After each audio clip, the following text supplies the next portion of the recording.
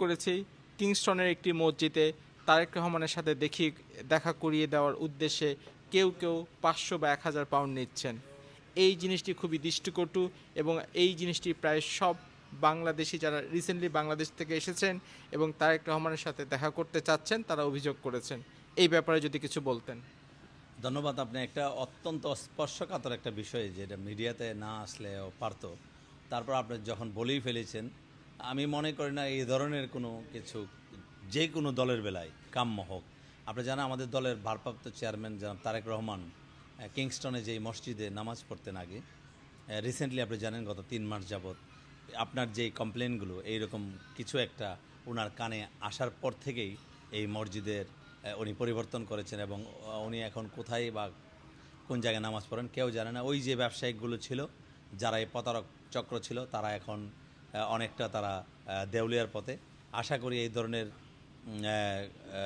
মানে অর্থাৎ কার্যক্রমের সাথে যারা জড়িত ছিল তাদের শুভবুদ্ধির উদয় হবে এবং এই ধরনের কার্যক্রম যেন কোনো বড় কোনো নেতৃস্থানীয় লিডারকে বা নেতাকে নিয়ে না করা হোক, এটাই আমি চাইব।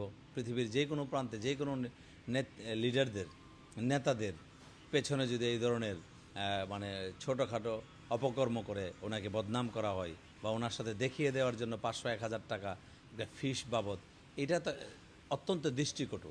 আমি মনে করি এই জিনিসগুলোর সাথে যারা জড়িত ছিল এবং যাদের নাম আপনিও জানেন, অনেকেই জানে, এদের মনে হয় বোধগম্য হয়েছে এবং তারা বর্তমানে আন্ডারগ্রাউন্ডে রয়েছেন এবং তাদের শুভবুদ্ধির উদয় হবে বলে আমি আশা করছি এবং আগামী দিনে দানের শীষে ভোট দিয়ে বিএনপিকে জয়যুক্ত করবেন।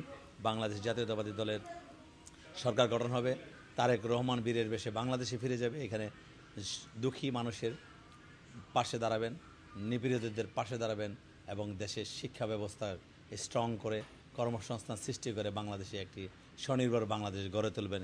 সার্বভৌমত্ব রক্ষার কাজে সর্বদাই বিএনপি বাংলাদেশ জাতীয়তাবাদী দল ছিল এবং থাকবে, এই আশাবাদ ব্যক্ত করে আমি আমার বক্তব্য শেষ করছি। জি, আসসালামু আলাইকুম। কেটে আরেকটা